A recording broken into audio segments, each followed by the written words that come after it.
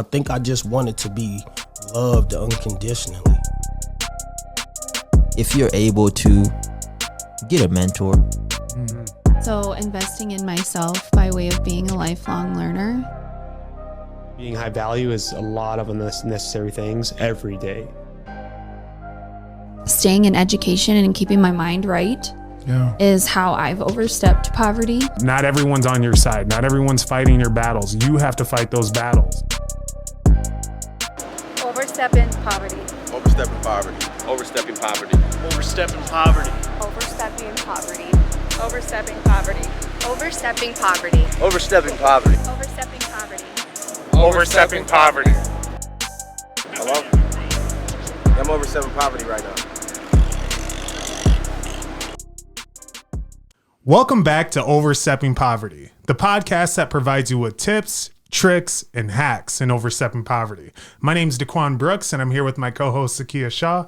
How you doing, Zacchaeus? I'm doing good, my man. You know, blessed to get to experience another holiday with the family. This year got to have my son's first Christmas. He's almost 2 months now, so Milestones, man, milestones. yeah, I love it. It's crazy. You know, having a family of four now, it definitely is a lot of work. But I will say, you know, the transition of going from 0 to 1, I think, is a little more than going from 1 to 2. Yeah, Just because of that paradigm shift. Yeah. You know, where you're like, that first one, you're getting ready for it. I am. You know, it's I coming. am. So that Yep. first one, it's hard to really prepare for something that you don't really know. So it's yeah.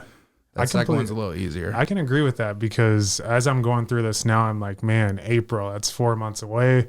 I'm like, how do I prepare for a child? How do I prepare for another human that I have to take care of? And I think of it, and it's probably bad for me to compare it to like this, but it's like my dogs. You know, when I got my dogs in the house, I'm like, okay, you know what? It's no longer just about me. I have to make sure that these dogs are fed. I have to make sure that, you know, they're potty trained. They're not peeing and pooping everywhere, right? And that they're taken care of.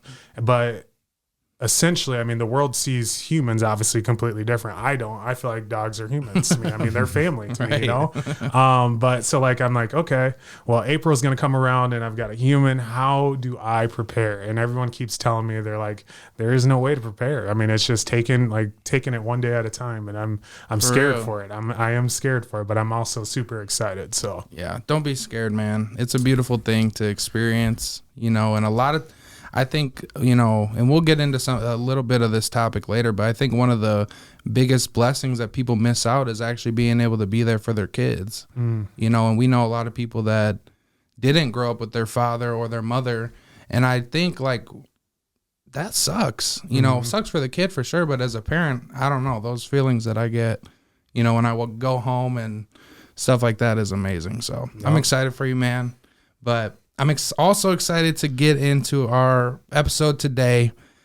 We have a very special guest, somebody that it's been really cool to see their journey from, you know, for at least for me, someone when we were in high school on the gridiron, you know, balling, and then to see this guy grow from there, reach his dreams and kind of follow him along since then. It's a blessing, you know. So I'm going to introduce, you know, a great person, personal coach for a lot of people. So if you guys are out there, you're needing some help, this is definitely a great guy to listen to and tap in with. We have the great Keyen Lage on the podcast today. welcome. Thank you, fellas. Let's go. Yeah, I'm excited to be here. We're going to jump in and have some really good conversation. Absolutely. So I can't wait. Yeah, man. Well, I'm excited to have you. Like I said, it's been cool watching your journey. We got to kind of reconnect about a year ago through Zoom, and that was awesome. I think we talked for almost 2 hours on Zoom, and that was a little bit about the coaching that you do. And I remember talking to my wife after we got off our call on Zoom, and I was like, damn, like I really want to do this. But I know that there is a financial responsibility that comes along with this, and I don't expect this guy to give it away for free. And at that time is actually when Daquan was like, hey, I hope you want to do a podcast, basically, because I already bought all the equipment and we're going all in on this. Love that. Yeah. So that was kind of all at the same time. So to have you here today and get to kind of pick your brain on a few things, listen to your journey, and share that value with our listeners. I'm super excited for that. So again, thanks for coming on. Absolutely. Thank you. And I want to jump right into this here because this has been a long time waiting. Like Zacchaeus said, we've known you for a while. We played high school football with you. We went to the same college, watched you excel as an athlete at University of South Dakota, and more. And I don't want to tell the whole journey here because I want you to tell it. So why don't you get into that for us? Where did the journey begin? Where did you grow up? How was that? How was the living? How was the life? Yeah, so I was born and raised here in Sioux Falls, South Dakota. A kid with a dream to make it to the NFL since I was 10. It was something that I had set out for myself. I had a grandfather who was able to make it all the way there, but ended up not playing due to him wanting to be a doctor and start a family instead. They didn't make very good money back then, and the equipment wasn't very good either, so I think it paid off more for him to take that route. Right. But nevertheless, he got there, which inspired something in me to want to get all the way there too. And so since high school, I was waking up at 5:30 a.m. as a 13-year-old and continued that path of doing that all the way into college and worked my ass off to start as a true freshman in college, which I did not anticipate. I expected to hopefully be able to start maybe my junior year, but I just came in and didn't really care who was in front of me and just did what I did and was able to get to a point where I was able to make it as a starter after the 6th game of the season, my first year as a true freshman. And that's when it really became real to me when a player on the team who had a chance to play in the NFL came to me and said, "Yo, bro, you're going to go to the NFL." And I was like, holy shit. Damn. That's crazy. And it really just set in. I called my mom like, oh my gosh, I've been saying this for so long, but it feels like it's actually coming, like it's actually happening. That's insane. Right. People were noticing. Yeah, exactly. Well, someone that was that caliber noticed, right, for him to say that. But for a kid like me from South Dakota growing up, man, I had to, going to college camps, I remember I had to write a proposal to my dad because we didn't have any money to pay for camps. I said, if you pay for this camp, and I remember writing at least a 1-page letter to him, I said, you won't have to pay for my college. And he ended up doing it. He pulled out another line of credit and paid for it. Wow. And I was able to do that. I was able to make that happen. I think I had to pay like $1,500 or $2,000 my first semester. Then after that, I got bumped up to a full ride, and the rest was history with that. So that's amazing. Had a little bit of that fire under my belt too, to really help my I should say, make my family proud of me in that way. Yeah. But ended up getting all the way to the NFL, and just as fast as I got there, I had it ripped away from me due to a neck injury that I sustained in college that they found was much worse than I thought on an MRI. And after that, it's a whole different path, different story. But after football, it was really just me committing to the path that I wanted to do, separate from what I believed I should do or what anybody else thought that I should do. And there's a lot that goes into that, which I'm sure we can dive into at some point. But absolutely, sure. And I feel like there's a lot to unpack there. So I want to move back just a little bit here. And you had mentioned that your grandpa had made it to the NFL there. I have to ask, as just a mentality, as someone knowing that someone in your family has made it to the NFL, do you feel like mentally you move and think differently because you have that personal connection to someone like, hey, if someone in my family can make it to the NFL, I definitely can too. Did you feel that in any way? Absolutely. Okay. Yeah, it ripped off the barrier to it. I remember my youngest brother, when I was a freshman in high school, we were driving the car one day and he said, "Keyen, are you really going to go to the NFL?" And I looked at him and he told me the story about 2 years ago, actually. I don't remember it. I just looked at him and just said, yeah. There wasn't a doubt. It was just it wasn't very emotionally charged. It wasn't like, yeah, I'm going to do it. It was just, just kind of like very matter of factual. So I probably can say I attribute that to knowing my grandpa did. I'm sure that was one of many factors, but it was also probably the mentality that he had surrounding life. And I think there's a lot of benefits to perfectionism, but also some downfalls at the same time. So I could pair a lot of the different characteristics that I feel like I have with that. But I think from the beginning, knowing that he did that and having him as someone that I could look up to in that way, naturally, I think it was more easy for me to get on board with the idea that it was possible for me. Right. I want to talk about, I was reading one of your articles, actually on your website, go check out KeyenLage.com. You talked about how you were, had this dream since you were 10, reaching your goal, making to the NFL, but at the same time, with all the accolades and all those things, you still didn't feel like it was right. Like you didn't feel fulfilled.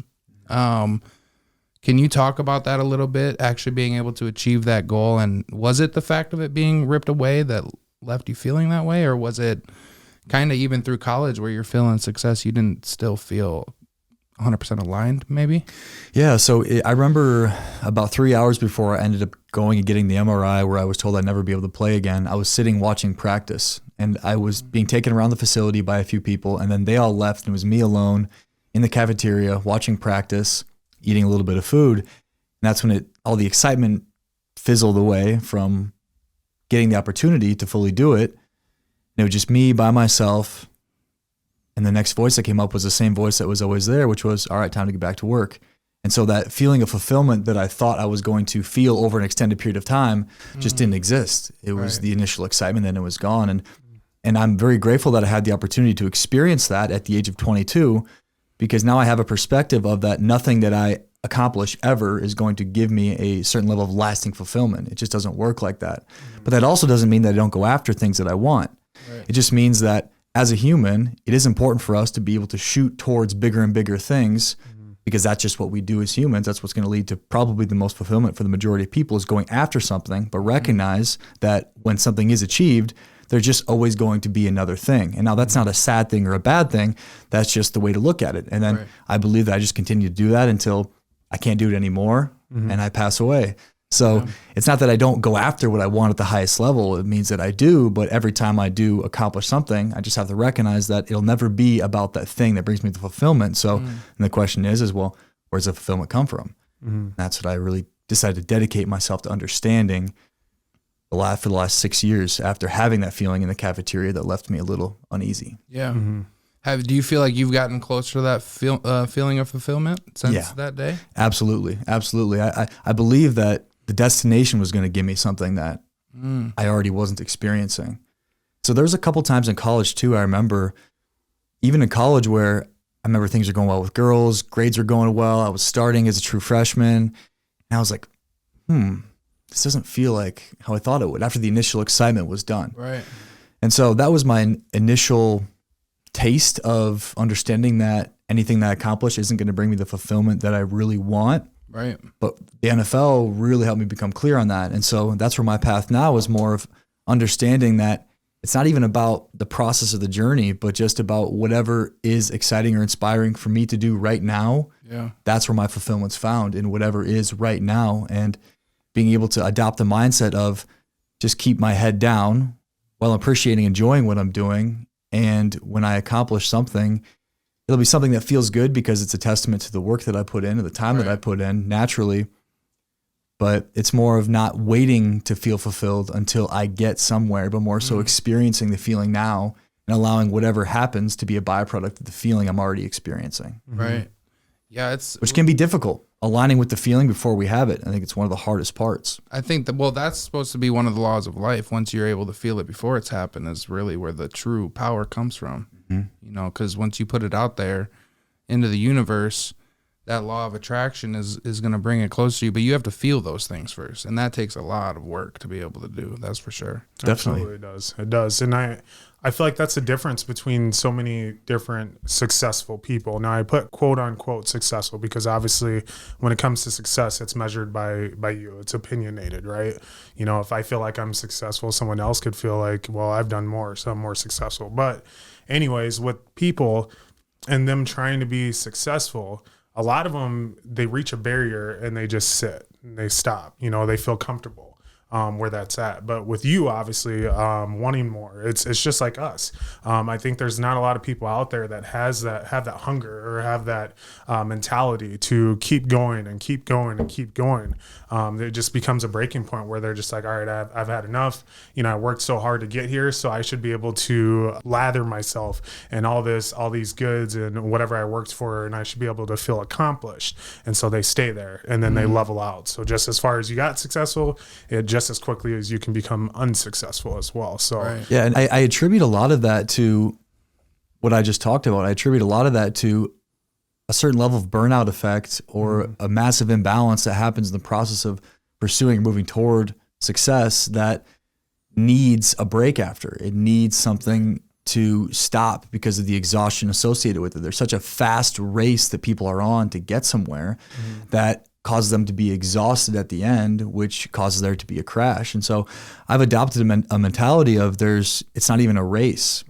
Like I'm really just here appreciating where I'm at and what I'm doing. And as a byproduct, things just seem to happen naturally. So when you can shift your mindset from being one of, I need to go get this as fast as possible, to one of, well, where I'm at right now, I'm really just enjoying and appreciating, and what needs to be taken care of right now on a day-to-day basis, instead of obsessing over the future of where we think we need to be, then naturally there won't be that burnout effect, and there'll be more of a positive association with the process of moving towards something. That's what it's all about. It's being able to build a positive association of forward progress momentum. It's hard to develop a positive association when we're disciplining the shit out of ourselves, when we're preventing ourselves from feeling any type of positive way, when we're dedicating all of our time and energy and resources to the attainment of this thing. Naturally, we're going to get burnt out, of course. And of course, if you get burnt out, your brain's going to develop a negative association with the process. So for your own sake of being able to continue the process, you'll learn how to be able to follow the process in a way where you're not waiting to feel a certain type of way. So what you're saying is, with that process, when you make that process something that is causing this burnout, you're mentally associating the process with pain and the things that you don't want. Correct. So that makes you afraid of actually doing what needs to be done to reach the goal that you're wanting to reach, because of you're burning yourself out. That's it. Or when you get there, not wanting to go any further because you have nothing left, and that's the brain's association now. Now you have to try to rewire that association that the brain has with it. Now it's possible, definitely, but most people aren't even aware that this is happening. They're just aware that they don't want to keep going. And so they just don't. That makes so much sense, because especially when you see it in sales a lot, where people will be super successful for X amount of years, maybe one or however long, but when that burnout does hit, it can be hard for them to get that going again, even though they know how to do it. They don't necessarily want to do the things because they don't know how to do it properly or without burning out. So it's definitely a mind thing. How did you get to the point of that? How did you begin to understand that aspect of things? Well, part of the ability to be able to adopt that mindset is recognizing that none of it really matters anyway. So I don't know if it's psychedelics or if it's just the amount that I've consumed information that exists beyond just having success in society that's gotten me to the place of having this understanding. But I really feel that the things that I do and accomplish in the grand scheme of things don't matter. Right. And so if it doesn't matter, then what's the need to incessantly have to move toward what I want? And really how I see it is, it's constantly having a bird's eye view of the game board, not being lost in the maze of life. Yeah. And it takes maybe a certain amount of things that I've gone through to be able to be in this perspective. Like I said, I don't know exactly how I'm able to have the mindset. I could attribute it to many different things, but really what it is, it's being able to have a bird's eye view and not be lost in the maze. Right. It takes a lot of introspection for sure. Which I have done a lot of. Right. For sure. And that's why I'm in a career that allows me to get paid to keep doing more of it. Right. Right. People are paying me to go deeper within myself to understand these complex problems that we experience as humans. And to me, there's no better way to live life. That's what I love. Yeah. So if I can get paid being able to continue to do that and help a lot of people in the process, man, then there's nothing I'd rather be doing. Right. I agree. I love that. And talking about that, getting into coaching and what you do a little bit now, what is something that you see most common amongst the people that come to you and are wanting the coaching, the guidance, the help? Is there a thing that you see mostly across the board, or is it something that's so specific to each person? Well, there's a lot of specificities associated with each person, certainly, but there is also commonalities within those. I think a big commonality right now is the idea of self-sabotage, in that people talk about it a lot being something that causes someone to not move toward what they want. And it's demonstrating behavior that is inflicting pain upon the self. Right. But I think in order for us to be able to move on from that, we have to recognize that most of self-sabotage is a normal human behavior. And I think there's a big stigma surrounding it right now where people are saying, oh, well, I have self-sabotage. And we're making it seem like this big, terrible thing, but it's actually incredibly natural. It's not natural for humans to move beyond our survival. It's not natural for us to continue to advance and think 10, 15 years down the road. For the majority of people, it's not a common thing to do.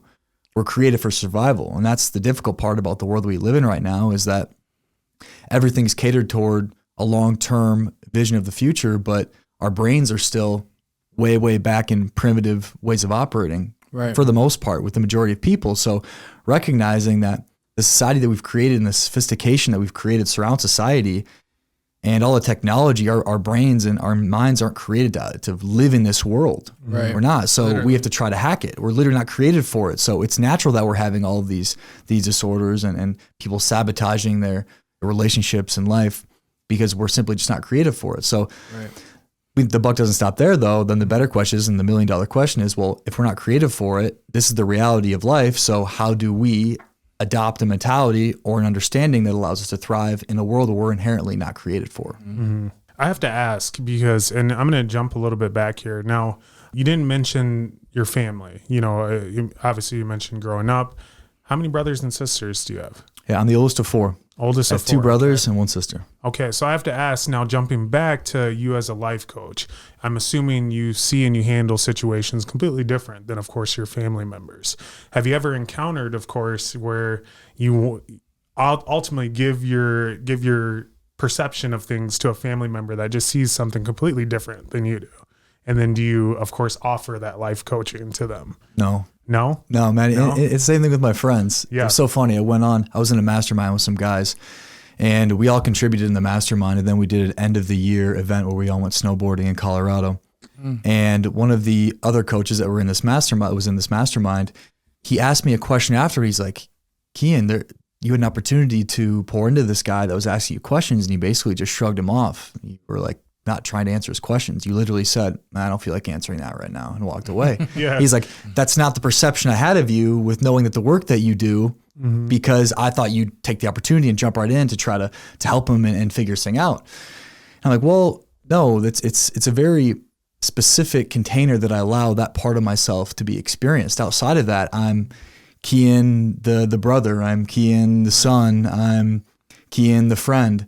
And so me in the container and what I represent, I say that's the Genie, that's my alter ego in the container, is different from me outside of that. I'm actually very chill, relaxed. I'll stand up for myself and I'll say outlandish shit if I need to or want to, but I'm not always the first person to try to fix anybody or correct anyone unless it's asked for. Absolutely. So there's friends. I mean, the majority of my best friends have all worked with me at one point or another, but I've done a great job of being able to be specific about, okay, this is the container that we're doing coaching in, and this is our friendship container, and they're two very separate different things. Absolutely. So my capacity to separate my identities and compartmentalize them, I think, is very good, and I think that's what makes me such a good friend and a great coach, and that I'm able to not have those lines be blurred, which I think a lot of coaches have a difficult time doing because they're caught in the identity of what it is to be a coach. But I've never been caught in the identity of anything that I've done. It was the same thing with football. Yeah. I think that was why I was able to transition so fluidly from getting the news I never play again to doing what I decided to do next, which was 3 or 4 days later. Yeah.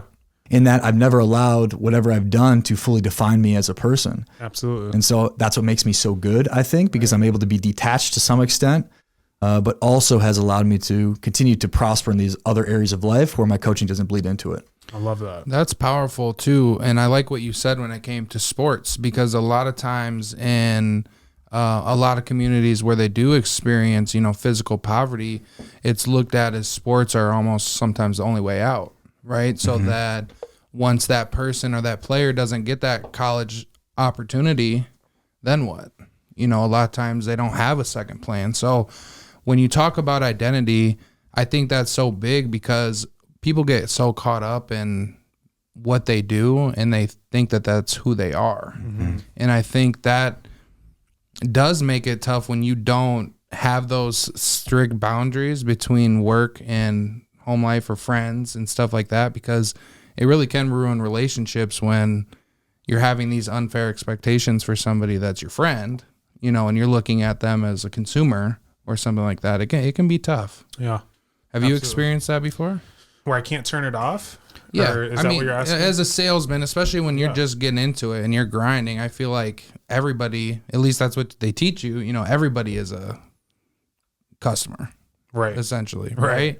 You know, so have you experienced that where it was hard for you to, for one, not take your identity, like what you do for work, as your whole identity? Has that been a challenge for you ever? I'd probably say in the beginning of it, that's just because I was learning sales psychology. I was learning a lot, and I poured a lot of my time and my life into it.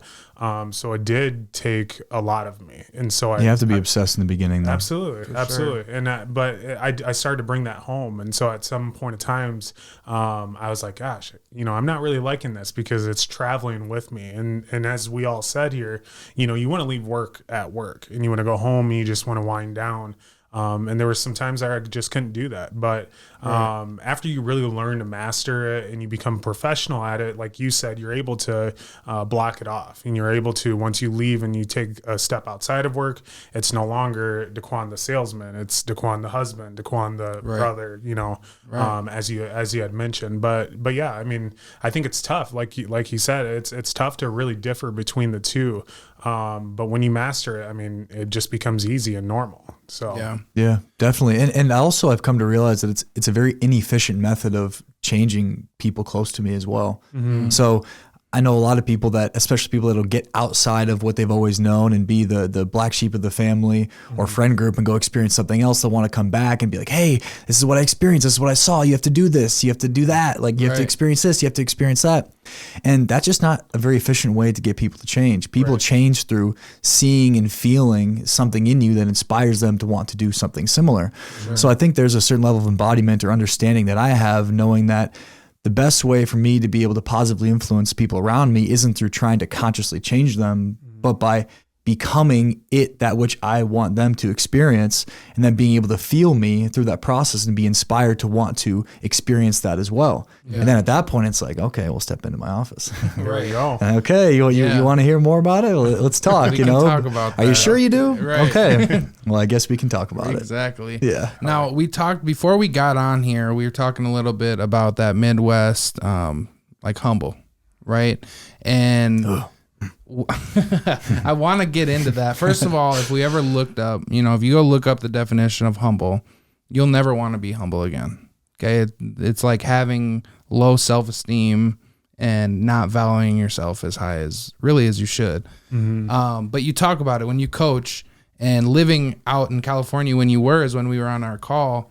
And you mentioned something, how in California, a lot of times people will show that they are hard workers and do all these things, but they won't actually put the work in. And people from the Midwest, it's quite opposite. They'll put all the work in, but have a hard time showing that. Can you talk about that? Why is that an issue, first of all, for the people that come from the Midwest? And how can they even start feeling themselves? Yeah, well, I think in general, when you come from a colder climate, there's a certain level of humility that you have to have. When I have to go out and start my car 20 minutes before I have to leave in the morning to make sure that it's heated up to move, and I have to go out and have to shovel my driveway, and I have to go outside in freezing cold weather, there's not a lot of space to feel excessively cocky or confident because you're being humbled every time you walk outside. Literally. So naturally, I think it's something that will come with being from a colder climate. Okay. Also, I mean, agriculture is the foundation of the Midwest in a lot of ways. And it's not about entertainment, but more about enduring the grueling times and doing hard labor, and not just the nature of the people that live here. So naturally, if you're doing hard labor, you're being humbled every time you're doing it. Yeah. So there's not a lot of space to be like, oh, I'm the fucking man when I have to go do a bunch of physical labor. Right.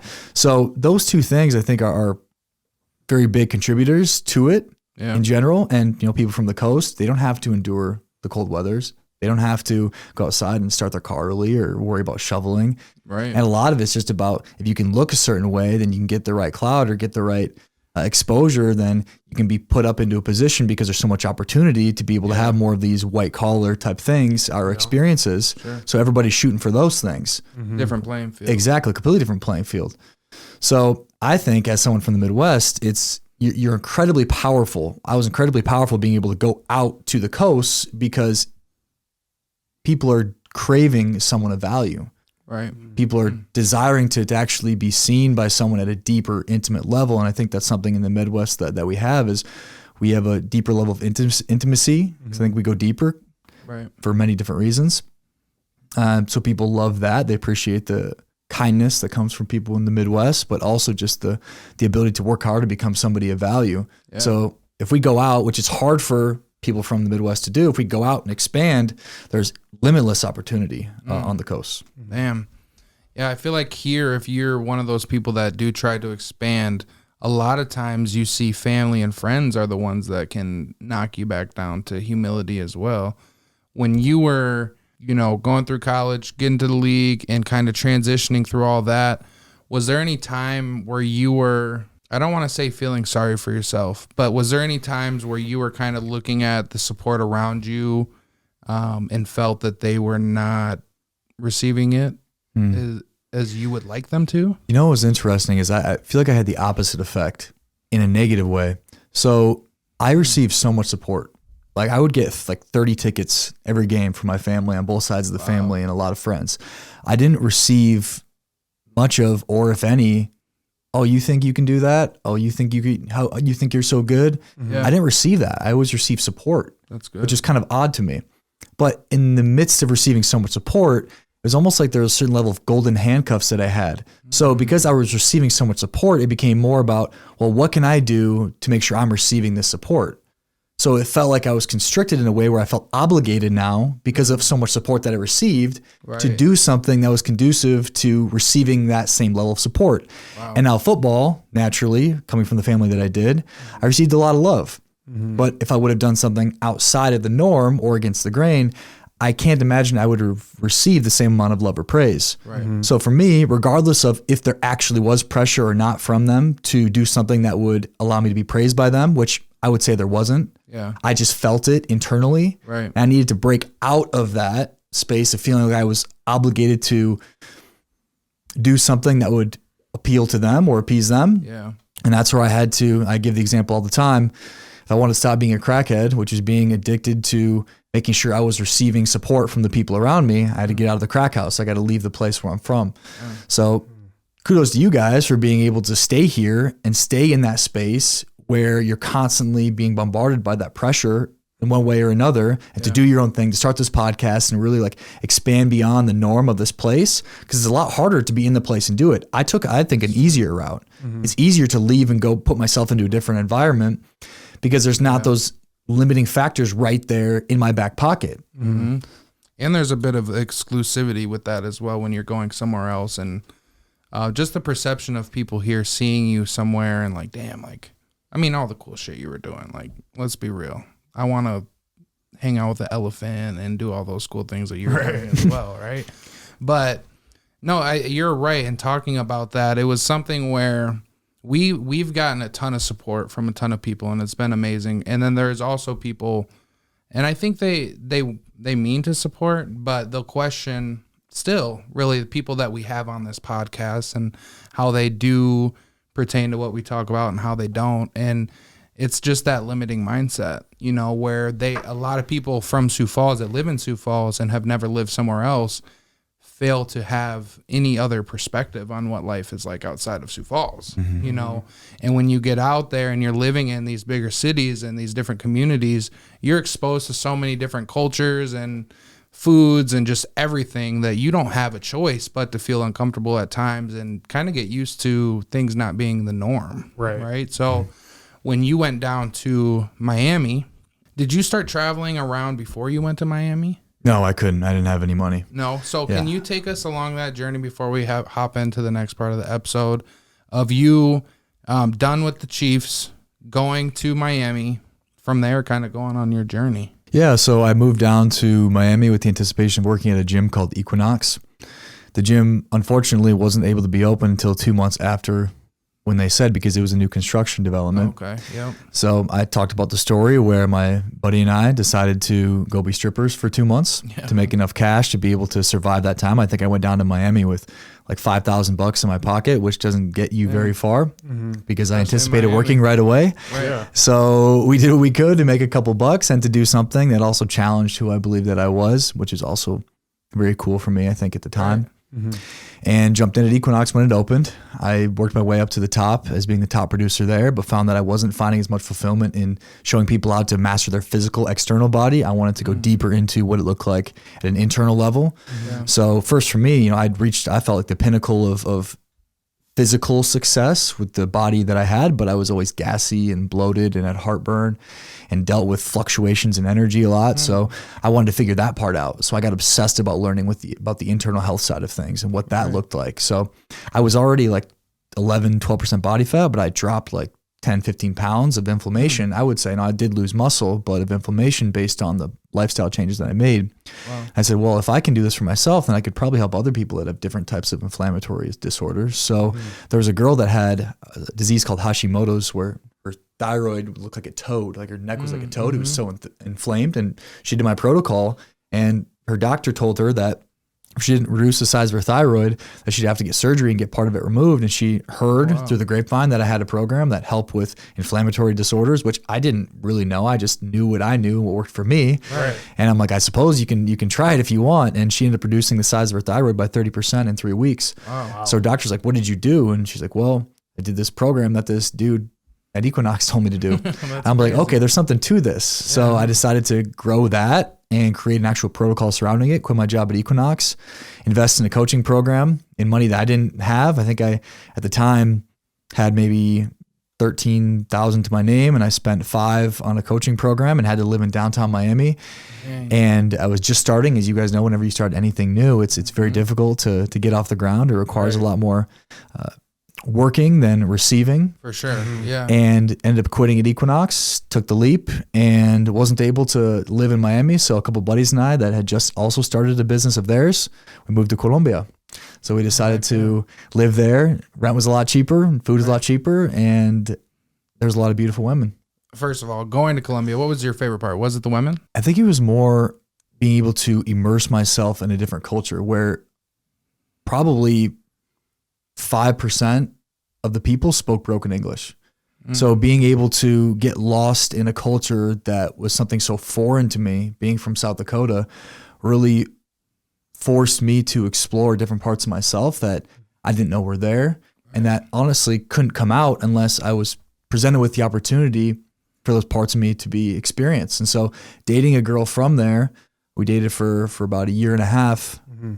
Her family was from the barrios, which are like the ghettos of Medellin, Colombia. And her family was from about 2 blocks away from Pablo Escobar, where his family was. So going up there, none of her family spoke English at all. I went and visited her grandma for her birthday, and her whole family's there, and nobody speaks English. I'm up here in the barrios of Colombia, and I'm like, what's going on? This is wild. And so just like being able to experience those type of things of a taxi driver not speaking any English and intentionally trying to rip me off and having to navigate that type of situation. So it was more the extreme situations that I'd never experienced before that made me feel so alive. Yeah. Was that a lot of what you were looking for? And as far as did that fulfill you, those experiences? Yeah, that's probably what my soul was looking for. We have different mental drivers that take us different places or cause us to do different things, but oftentimes the things that we mentally think we're getting into something for aren't necessarily the real reason for it. They're just the thing that gets us to move toward the thing that our soul wants. And so we can justify the decisions that we make all we want, but ultimately at the end of the day, it's just shooting in the dark, I think, because there's a deeper level of desire that I think our souls have to expand and evolve. And the brain's just used as a mechanism to move us in that direction. And so I've come to terms with that a lot, in that I try not to justify my inspirations too much. And I try to just allow myself, being very connected to those inspirations, to not have to overly justify. And I think that's what we tend to do as people. We'll have to come up with all the different reasons why it's good to do. But I more so like to go do the thing that I know my heart's inspired to do, that I think is planted on my heart by God. And I look back and be like, holy shit, that's why I did it. Dude, if I couldn't make I couldn't make my journey up. There's no way I could mentally understand why I did all that I did to get me to where I am now. Yeah. Not a fucking chance. Yeah. Not a chance. So I like to look back in hindsight and understand the genius of the desire that God plants on my heart to go do different things, and more so like to sit in awe of it afterward rather than try to understand it before. Yeah. Oh, that's fire. Yeah, absolutely it is. I do have a question for you. Just through this entire journey of self-fulfillment and finding your true self, what was the hardest thing? Oh man, it still is. The hardest thing is being able to sit into the tension of expanding beyond myself. Mm-hmm. Our minds want to remain in the place they're in to preserve themselves, but to get more, we have to die. We have to be willing to die. Mm-hmm. And I say this every time I have someone new come into the container with me in my coaching. I said, you have to be willing to die. Every time you get on a call with me, you're going to die. Like you will die, and it's going to feel like death. Yeah. Everybody wants to have the resurrection, but nobody wants to die. Right. And I think that's the most powerful part about being able to expand beyond who we've been, is being willing and open to dying. And I think death is one of the things that scares the majority of people, which keeps people where they're at, it paralyzes people. But if you can develop a positive association with death and dying through going through these experiences that I take people through, that I take myself through, that are not comfortable at all, then on the other side of it is the resurrection. And I think that's the beautiful part. You have to be willing to put the cross on your back and go die, be willing to go die, and then trust that you will be born again. And that's what happens over and over again. Rise from the ashes. That's it. And when you connect death to that there, you connecting it more to, like, when I think of it is people are so scared to be uncomfortable, right? They strive in comfort because that's how they are. That's how the mind works. So it would be sitting in that discomfort. So it would be recognizing the tension, and what we do generally as people, especially with the access we have to diverting our attention away from the tension, which is just getting on our phone right away or jumping to food or whatever it is. Right. Stay in it. Stay in it, stay in it, stay in it. So all that tension you're experiencing of doing something different than what you've historically done is just your mind fighting to try to get back to where it was. So if you can stay in that tension though and not identify with it and not have to get out of it, but just stay in it, stay in it. Do you know what I mean by that tension? Do you guys know what I'm talking about? Absolutely. Yeah. Right. So instead of having to push out of it and do something to get away from it, go into it. And so there's experiences I have, man, where I'll receive coaching, or I can do this for myself, but I'll literally crawl up in bed when I'm experiencing that moment of tension associated with expansion of my brain being like, what the fuck are we doing? This isn't who we are. Why are we doing this? This isn't us. Remember, we're not this. This isn't us. What's going on? And I stay in it and I sit in it and I experience it, and there'll be tears, there'll be frustration, there'll be all this different expression, but it's unreal how on the other side of allowing yourself to stick into and stay in the tension of the experience, it gets alchemized. And if you can stay in it long enough, then you can alchemize it into inspiration, and the inspiration pushes you beyond where you've been. But most people don't know how to stay in it long enough to have it be alchemized into something that they can use as fuel. So an example I can give here is guys with jerking off. I don't jerk off. I don't really have the desire anymore because I've trained myself to not do it or want it. And so there, for example, there's a guy I'm working with now. He had a jerking off problem, and he was having a hard time doing what he knew he needed to do. And so in the tension of when the moment comes of needing to go do that, I told him, I said, I want you to sit in the tension of not doing it. Okay. Well, first you have to identify the tension and not fully go into it. You have to identify the feeling that comes up when you feel like you need to go to jerk off. And I say, stop yourself, just stop and stay in the tension. Just sit in it. Don't get out of it. Don't do anything to try to remove yourself from it. Stay in it, stay in it, stay in it. And then on the other side of it will emerge a certain level of peace and inspiration. So if we could sit into the tension, we can alchemize it long enough to be able to understand what's on the other side. And so he experimented with this and found that when he would sit in it long enough, there'd be inspiration that would come for him to go make content or to go do something that was productive to what he really wanted, which is super powerful. Transferring that energy. Exactly, because it comes from the same place. It's from that same area. You can get all esoteric with it if we want, but really your creative energy is from the same place that your sexual energy come from. So as a man, when you're releasing your seed, you're releasing your creative energy. And so you better be releasing that creative energy into a woman that you want to create or build something with. And if you're not, you're literally blowing away your creative energy. Wow. So that's now the association I have with it, is that when I'm blowing a load, like that better be going somewhere. Like I value my seed so much, and this might sound arrogant, but I don't give a fuck. Like I value my seed so much that whoever's going to receive that is going to be someone that is very special to me. Right. Absolutely. As it should. Yeah, right. And so I'll even go through experiences where I won't come. Like I'll intentionally won't because I understand the value of my seed. And that might sound a little crazy or wild, but you know, it's truth. I like to harness my creative energy instead of having to blow it out. So if you can stay in the tension of not jerking off, just be in it. You can be in it long enough to alchemize it into the creative energy that allows you to step into an inspiration that's really there to serve whatever desire you have on your heart. Wow. Man, that's powerful. That is. It really is. It's like that voice in your head telling you to quit. Oh yeah, quit, just quit, stay in it. And then you stay in it and you're fighting that and you get to the other side. You just sit there. It's like, fuck. Right. It just hurts. There you go. Yeah. Well, no, that makes a lot of sense though. And I think there's a lot of people that wouldn't even realize that that's happening because it's just a natural response to. Correct. To You have to be above thinking. the game. You have to Right. be above it. You can't be lost in it. That's one of the hardest parts. Yeah. A lot of intentionality in all of this stuff. Correct. It is. Dropping gems. So one of the questions that we ask each individual on here, it's with Overstepping Poverty, right? You joined us on our podcast. I think one big reason that we wanted to have you on is because right now what you're doing is you're helping a ton of people around the world overstep poverty. I looked at some of the podcasts that you've been on, some of the people that you've coached. I went on your website and I was reading through these, and you know, each of them, they have an accolade that they shared with you. You know what I'm saying? That you gave to them to place back into the world. And every single one of them, they're like, oh, I worked with Keyen and he was so great and he made me change this. He made me change this. I'm looking at different sales, different people who own businesses, you know, LLCs and stuff. And I'm just looking at all this and I'm like, wow, these are so many different people, but what they needed is someone to help them take that next step. You know, so I just have to ask you, when you hear overstepping poverty, I guess, what is your definition of that? What does it mean to you? Yeah, to me, it's moving beyond the programming, and I can go deeper into that.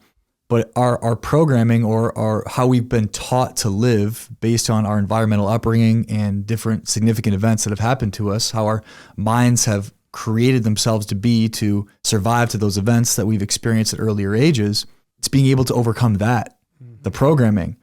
So if we can see our programming, which are literally survival mechanisms that our brains have created to survive different experiences in life, if we can move beyond those and into what it is that we really want, then I think that's the biggest exemplification of overstepping poverty. It's moving beyond our programming. Absolutely. I love that. Man. It is. Gotta change the way that we're thinking. Because a lot of times people don't even know they're thinking the things that they're thinking and why they're thinking We don't. those things. We don't. I always encounter new different parts of myself that I'm Yeah. like, holy shit.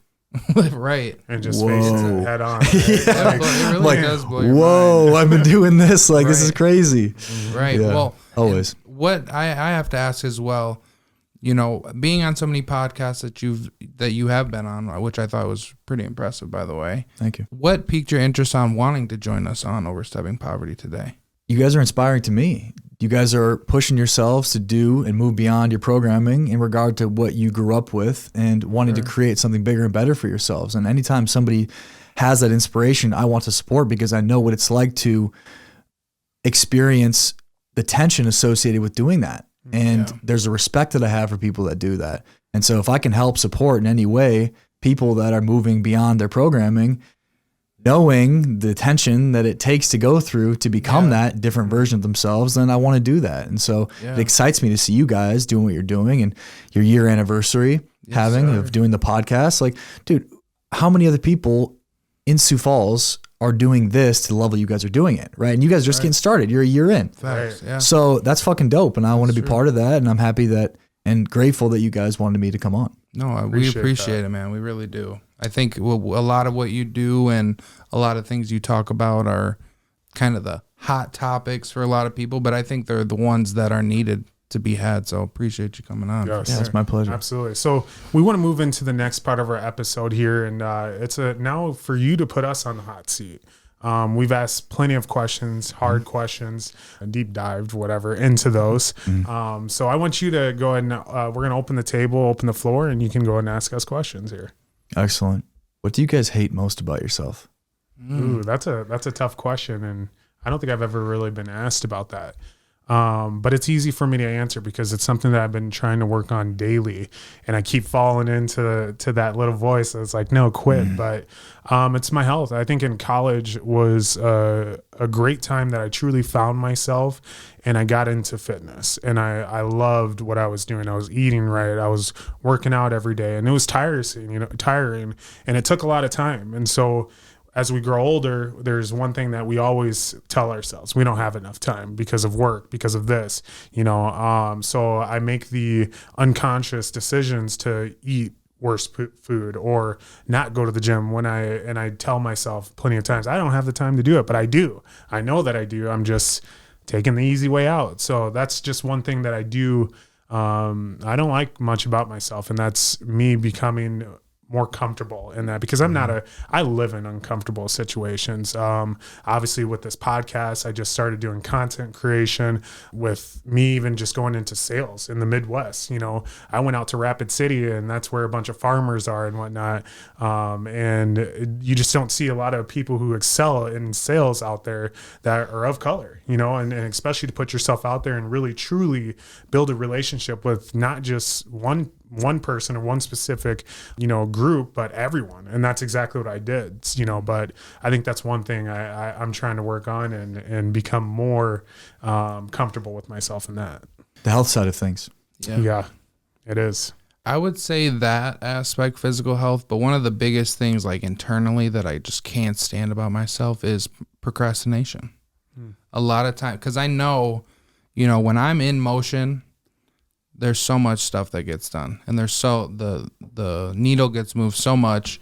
But there's times where I do find myself in a procrastinating state, and and I'm not even always understanding why, and I think there is an underlying reason why we do the things that we do. And so when it comes to my procrastination, I feel a lot of it has to, like, my big goal for 2024 is my routine. Just because I feel like when my routine is good, I don't procrastinate as much. I'm more in motion. I'm flowing. I'm getting things done. So yeah, that's probably what it is for me. What a great question. Yeah. And I feel like I have some insight into both of those. They're both very much things that come with, I would say, a certain level of exhaustion from other things. So naturally, being a dad, I'm sure you have certain exhaustions, and doing what you're doing, moving beyond who you've been and getting really good with sales and starting the podcast and creating content, it does take a certain level of discipline and willpower to be able to do those things. Right. And so I would encourage both of you to look at your lives right now and look at what are the low-hanging fruit, or the things that are consuming the majority of the negative headspace that you have, and being able to focus on being able to solve those immediate problems. So that's always the first thing that I do with all my clients. If they want something big, we have to first focus on what's hanging in front of their face right away that's preventing them from being able to move towards it. Yeah. Right. So being able to say, well, there's this thing that I haven't addressed, or there's this person that I have this thing going on with, or I just haven't taken the time to learn about this thing. Right. So it's getting really honest about the low-hanging fruit in your life that's causing you the most tension and frustration, and addressing it. And naturally, as a byproduct, once that tension's released associated with those low-hanging fruit, then naturally you can begin to just do those things that you really want to do. So instead of imposing a level of force upon yourself, getting frustrated at yourself for not doing it, instead take accountability for the reasons why you're having a difficult time in the first place doing it, which oftentimes is because there's something else that you may be avoiding that needs to get dealt with first. Right. Thank you. No, I think mine, a lot of times it does come with work with me when it comes to procrastination, because you have a point for sure there when it comes to feeling like it's where you want to be or something like that. If you don't feel like you want to be somewhere, you're not going to have the same type of enthusiasm, same type of effort that you're putting into those things, which if you're doing things that you don't necessarily want to be doing, you're going to feel that burnout a lot quicker as well. So I think there's definitely an alignment issue when it comes to some of those things, which I tend to see. Which is tough though. Common. It's tough, like, because that's your bread and butter right now. Like that's paying the bills, Exactly. So being with the tension of knowing that I know I need to move beyond this and expand beyond it, while also knowing that, well, this is paying the bills for my family. Right. That's a difficult position to be in. For sure. But I mean, it's a problem worth solving. Definitely. Absolutely. And finding a solution to it, I think, is worth it, because that is an energy drainage in your life that's probably taking away from your ability to be able to do your routine consistently. I mean, if you're not excited about what you're doing, you're not going to be excited about the routine you're going to do before going into it. That's fact. Naturally. That's true. But it's not easy. No. If you can put the intention into it and put some time and effort, and I don't know exactly what that would be, but solving the low-hanging fruit, then as a byproduct, you're going to feel more inspiration to do your routine. For sure. Let's go. I like that. That was a great question. What about you? I worry sometimes about, I've always had this, my like incessant desire to move beyond where I am, and like this expansiveness that I feel like it's just who I am, and I don't know if I'll ever settle in that way because of the way that my mind works, and always looking to expand and move beyond where I am. Yeah. I'd like to think that it would, but I don't know. And sometimes that gets to me a bit. It's almost like, well, why can't I just like chill out? Yeah. So I think that's what helps me be so good at my work. I gave this example to my dad the other day of, if I'm focused on going to the NFL, then I'm going to be more motivated to figure out how to be the best college player. Right. Mm-hmm. Whereas if I don't want to go to the NFL, then I'm probably not going to be as inspired to become the best college player. Right. So if I'm always looking to the biggest thing, because the way my mind works is understanding that I have that capability of getting to the biggest thing, whatever that really is. It could be a fallacy. I don't really know. Right. But I can be so focused on that bigger thing that I'm more incessantly trying to understand the part in between it. Mm-hmm. So I can help people navigate those spaces deeper because I'm looking ahead, so I have to figure these things out. It's important for me too. Mm-hmm. But I don't know if I'll ever be fully settled in just staying in one way of being. Right. And that's where I'm from. Yeah. Right. The Midwest is generally very just okay with where we are, but that's not how my mind works. So I feel the same way. That I don't know if that'll be something that hurts me in the long run or not, but it's who I am. It's what I do. Naturally, it helps you. I mean, you're always striving for more. It's almost like it feels like nothing is ever good enough, when obviously we're grateful for the things that we have in our lives. But I think it's a good thing up to a certain point, I guess, to always want to strive for more. I mean, at what point it will be enough for people? I mean, never, right? Yeah, I mean, I have pretty wild aspirations. As you should. Yeah. So I don't know, maybe I'll get to 35 or 40 and I'm like, oh shit, well, maybe I should have chilled out a bit here or there, but I guess only time will tell. And I like to think that the desires that are planted on my heart are there by God, and I want to trust that. But in the process, my human element to myself that still has emotions and that still has programming has a hard time being able to deal with the size of the aspirations that I feel like God has. So I hate that I have that battle sometimes. It's natural. I think it's a good battle to have, in a different mindset. I really do. What do you feel is the biggest hurdle as individuals that you've had to overcome to be where you are right now? The biggest hurdle for me, and I remember it, I don't remember specifically, but it's been within the last 2 or 3 years, and it's literally having the conversation with myself that you're not in survival mode anymore. Like the things that you had to endure, and it's for most people. Daquan, with his upbringing, going through everything that he's gone through, same thing with everybody. If you had a tough upbringing and you had these terrible traumatic experiences, there's oftentimes you're not going to have to experience a lot of those same things throughout your life after. So people often associate everything they're doing and having the same response with what they had during those times as they're growing up, because they didn't have the control that they have now and all these things. So at some point you have to come to terms with like, okay, I'm not living in that environment anymore. Mm-hmm. And I think it's hard to really understand that unless you're asking yourself, like, why am I even doing the things that I'm doing? Why am I hanging out with the people that I'm hanging out with? Or, the saying when they say, the 5 people you keep around you is who you're most likely going to be like. Unless you have the realization that you can be worth more than the surroundings that you've always had, then you're never going to be able to grow until you get into a different environment. So I think it starts with the mindset, the when I told myself I'm not in survival mode anymore, it was more of like, I'm good. Like, it was a feeling of like, you're good. No matter what happens, no matter what comes your way, everything that you've ever been through, you've been able to get through it. So why wouldn't you now? You know, so. But that can also be the thing that leads you to be more complacent as well. Sure. Because if you've only trained yourself, been trained by your environmental upbringing to get out of survival, then you don't know, your brain doesn't know what else there is. Right. That's right. True. So naturally, when you find a place where you're like, well, I'm not in survival anymore, and your brain's like, well, what do I do with my hands? Sure. What do we do? Yeah. So then it comes down to, well, what exists beyond that? Right. I think that's where the underdog mentality can be glamorized and glorified, but there's a life beyond the underdog. Right.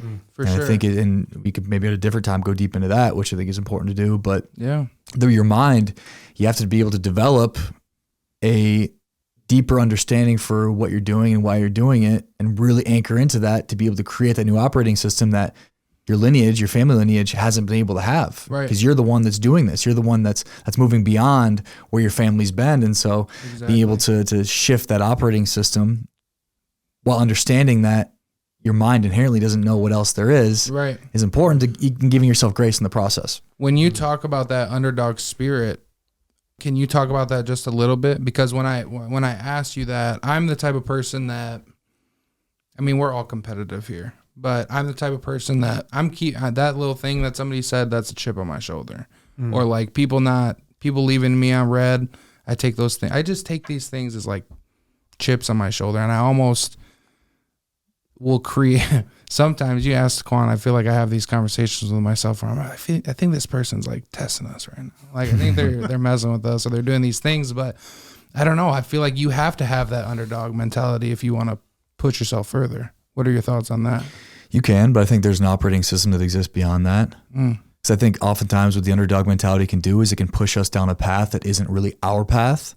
It can become more about you trying to prove something to someone instead of actually following your path. And so that's why I think it's important to be able to move beyond the underdog mentality while being able to keep the work ethic associated with it. So you don't throw the baby out with the bathwater. Right. You're able to still embody what it is to work hard towards what it is that you want.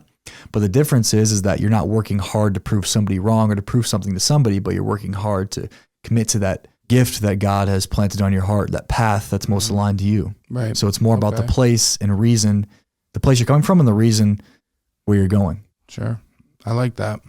It's going to be difficult. You have to know yourself. No, you do. You have to fucking know yourself. That's what everything is. And if you don't take the time to explore that place of self, you'll continue to operate as the underdog, looking for more people to prove wrong while you're living a life that's not really a life you want to live. Facts. And that's a mindset. Yeah. That's a mindset. It is. It's an awareness. For sure. Yeah. For mine, I guess I wouldn't say I have much like detail to it, but the hurdle I had to really jump was knowing that it's okay to live outside the norm. And I found that in college again, you know, where I would do things where I just wouldn't really care what either my family thought, what society thought. It was more of something that gave me, you know, it filled my cup. And whether it was unnormal or not, you know, it didn't matter to me, you know, and that's exactly like with the podcast. When I jump into anything, I give it 110%. So when I called Zacchaeus the night about the podcast, and everyone has heard the story, but I had all the equipment already ordered. I'm like, I'm doing this no matter what. And I'll go to it. He's a block away. I'll go to his house and I'll bring all the stuff and we'll do it, you know? But, you know, and I knew that I was going to put myself out on the internet and I was going to give my opinion that other people may not agree with. And that's living outside the norm. And you're going to take a lot of, you know, a lot of feedback that sometimes that you don't want to hear. You're going to have doubters. You're going to also have people who praise you, and you're on a pedestal, you know, and I'm okay with that. And I'm okay with the good and the bad that comes with it. For that, the only thing that I am trying to work on with that is I didn't just put myself on this pedestal. You know what I'm saying? Now my wife is on this pedestal. So when she leaves and she hears about it, I still have to make sure that she's okay mentally and emotionally, you know, because that's a tough thing to really endure, you know, that your husband, he's all over the internet, he's giving his opinion, he's doing this, you know, and then if she ever gets any backlash on it, I'm like, well, listen, we have to talk this through. I need you to be mentally capable and able to handle this situation just like I am. And she is, you know? And so, but yeah, living outside the norm, man, it's tough for people to do because everyone wants to be, again, complacent. Everyone wants to be just float right underneath the water, you know? And I'm not that way. So what do you think that is? What do you think gives you that ability to be able to not get debilitated by that? Man, I wish I could just define it to just one thing, you know, but I'd probably say just how I grew up. I mean, there's a lot of things like there was times that I'd take a ride by one of my friends to school or to practice, or I'd show up to their house and I'd ask them for a ride. How many people will do that? You know what I'm saying? How many people will walk down the street as a teenager and ask their friends, hey, can I have a ride? Can I get a ride to school? Can I get a ride to practice? And that's when I know it started. And so what also that helped me with is it helped me with sales, because with football, you had to sell, with the city league, you had to sell these cards to people. And the only way that I could be on the team is if I sold all these cards. And so I'd walk door to door. How many kids, I mean, are really going to do that? How many people are going to put yourself in an uncomfortable situation, you know, to really ensure that you reap the benefits? And so I think it all came from that. I think my upbringing and the things that I went through, though it was bad, but I can tell you this, like, it really helped me become the person I am today, you know, and that's where it is there. Absolutely. You put yourself in positions to be rejected. Absolutely. And there's a beauty in that. And you can actually synthetically manufacture those experiences. So you went through those experiences because of your circumstances. You didn't really have much of a choice, which was a gift for you to be able to move beyond who you've been. But something that I actively practice, and a lot of people don't understand this because I use social media as somewhat of a game outlet for myself, whereas I think most people see social media as just true, raw, authentic expression. But I've gone through different seasons where I did underwear modeling in Colombia, and I would share all of it on my social media because I knew the potential backlash that I would get from it. I knew that people were going to think a certain way about me or about the situation that I needed to endure or to experience to be able to be less affected by them. So it's the same thing with Facebook. I'll make Facebook posts that I know are going to trigger people that are going to bring that to me so I can experience it and be less controlled by them. So understanding this, we can manufacture these experiences where we get put under criticism to be able to receive that criticism, so our central nervous system can be able to adapt to it. And then as a byproduct, which as you were through the years, the more things that you did that put yourself in position to be potentially rejected, you have greater capacity to be able to do more things that exist beyond the opinion of the people around you. So that's oftentimes what I'll use in different seasons social media for, is to be able to induce certain emotional responses, to be able to receive that negative feedback, to be able to be less controlled by that negative feedback so I can do more things that I want to do. I love it. Man, I mean, I think when you say stuff like that, I was just thinking Tiger Woods and his son's coming up right now, and they were just talking about how Tiger Woods talks the most shit to his son and gets in his head and does all these things. And it just reminded me of when there's nobody else on the course or on the field or anything like that that can say something and get into your mind and throw you off your game. There's power in that when there's nothing that anybody can do or say. And not only did that shit talking actually like not hurt me, now I'm on a whole nother level. And now you fucked up. And that's crazy. That's powerful. So yeah, that makes sense when you put yourself into those positions where you get to a point and everything that people are saying about you, it doesn't really matter because it's nothing you don't already know. So that's crazy. It is. The more I put myself in the direction of the fire, then the more free I can become from it. That's facts. It's like that feeling of that feeling in your chest when you know you need to say something, or you know there's an urge that you need to be doing something. Instead of running from it, just going directly into it. Kind of like that's the tension I was talking about. That's a different form of the tension. Okay. Yeah. Absolutely. Can you be in that tension? It's tough. It's always all of it's about the tension. Can you sit in the tension of the evolution that you're having, moving beyond the programming that you're in? That's it. You can do that over and over again. You're gonna be in pretty good shape. That's so crazy to actually think about. Yeah, you know? It is. Well, I do have one last ask. We both do here, and that is 5 tips, tricks, and hacks that you would tell someone in overstepping poverty. Well, I think one of the most important things for people to move beyond where they've been is to know what they want. But in order to be able to know what you want, you first have to know what you don't. So be willing to explore and get a little messy in the pursuit of uncovering your deeper desires separate from your programming. A lot of the work is deconstructing who you've been first to be able to uncover what you really want. So don't be afraid to get messy with that. Make some mistakes, raise some hell, have a fun experience doing it. Yeah. The second one is do what you want to do. What do you mean by that? Do what you want to do and see what happens. Yeah. Just see what happens. Just do what you want to do and see what happens. That's number 2. That. Number 3 is don't give beyond capacity. I think there's a belief that if I give, then I will receive.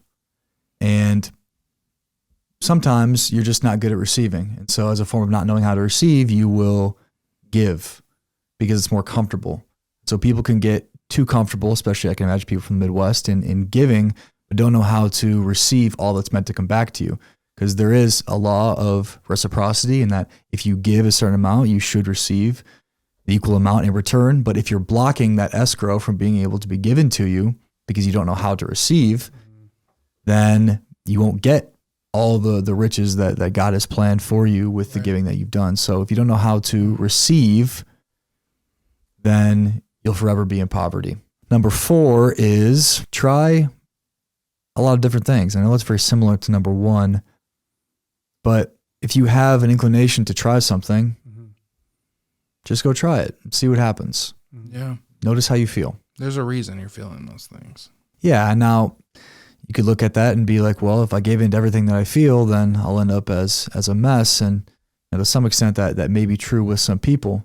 But if you take the time to get really quiet with yourself and remove all of the influences that are being imposed upon you, you get rid of the social media for a week. You get rid of any kind of content consumption, which I know is very difficult for forward-thinking people and entrepreneurs. And you just write and you find that there's a desire you have in your heart to try, then that's coming from a pure place. But oftentimes, if you never get quiet and eliminate the influences that are being imposed upon you, then naturally maybe the desires you have aren't coming from a pure place. So you can understand by getting rid of the influences. And I think that leads me to number 5, which is take the time to get to know yourself by exploring the many different things, by writing, by getting rid of outside influences. I think that's the number 1, and especially in today's world, we're constantly being bombarded by influences from every direction.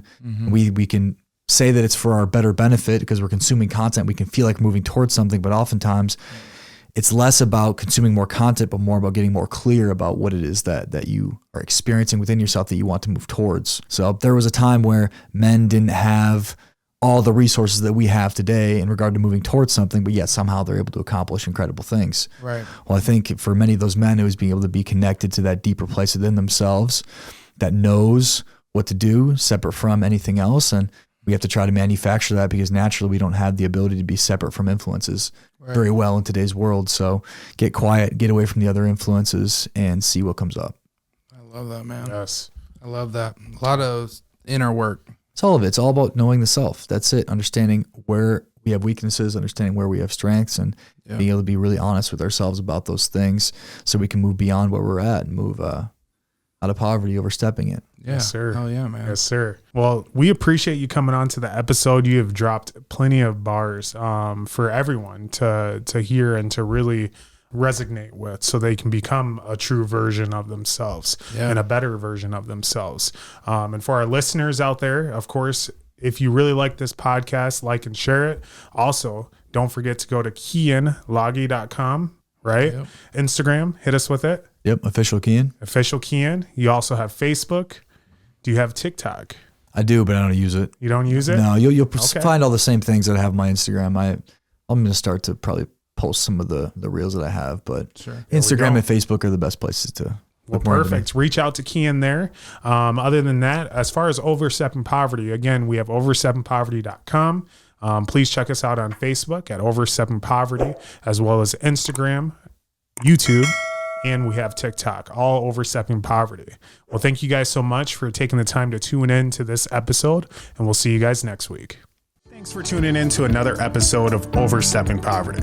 We hope you found this week's discussion informative and thought-provoking. We know that tackling poverty is a complex issue, but by working together and understanding the root causes, we can make progress towards creating a more equitable society. If you enjoyed this episode, please share it with your friends and family, and don't forget to subscribe to our show. Until next time, let's take the next steps in Overstepping Poverty.